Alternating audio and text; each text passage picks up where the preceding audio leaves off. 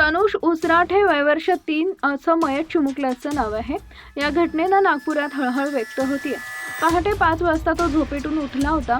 वडिलांचे त्याच्याकडे लक्ष गेले तर त्याचं संपूर्ण पुढे काय घडलं पाहण्याआधी एम मराठी न्यूजला जरूर सबस्क्राईब करा। मिळालेल्या माहितीनुसार मध्य प्रदेशातील खंडवा जिल्ह्यातील प्रसिद्ध तीर्थक्षेत्र ओंकारेश्वर देशभरातून भाविक ज्योतिर्लिंगाच्या दर्शनासाठी या ठिकाणी येतात। नागपूरमधूनही एक कुटुंब 24 जुलै रोजी ओंकारेश्वरला दर्शनासाठी आले होते। या कुटुंबात 3 वर्षाचा चिमुकला तनुष उसराठेही होता।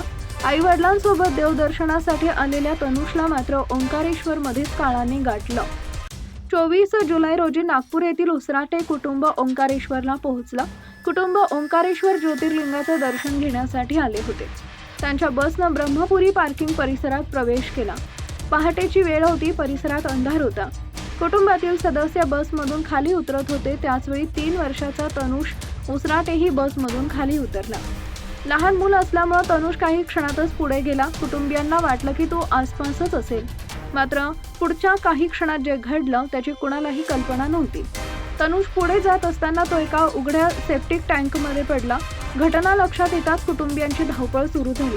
मुलगा टाकीत पडल्याचं समजताच त्याचे वडील कैलाश उसराठे यांनी क्षणाचाही विलंब न करता स्वतः टाकीत उतरून मुलाला बाहेर काढण्याचा प्रयत्न केला। स्थानिकांच्या मदतीनं तनुषला टाकीतून बाहेर काढण्यात आलं। मुलाला बाहेर काढण्यात आलं होतं, पण त्याची अवस्था गंभीर होती। सेफ्टी टँकमधील दूषित पाणी तनुषच्या फुफ्फुसात गेलं होतं, त्यामुळे त्याला तातडीनं वैद्यकीय उपचारांची गरज होती। कुटुंबियांनी तनुषला प्रथम ओंकारेश्वरच्या सिव्हिल हॉस्पिटलमध्ये दाखल केलं, मात्र त्याची प्रकृती गंभीर असल्यामुळे त्याला पुढील उपचारासाठी सनावद इथं हलवण्यात आलं। डॉक्टरांनी त्याच्यावर उपचार सुरू केले। कुटुंबियांची धावपळ सुरू होती। 3 वर्षाच्या मुलाचा जीव वाचावा म्हणून डॉक्टर प्रयत्न करत होते आणि आईवडील देवाकडे प्रार्थना करत होते, पण नियतीला काही वेगळंच मंजूर होतं। दूषित पाणी फुफ्फुसात गेल्यामुळे तनुषची प्रकृती अत्यंत गंभीर झाली।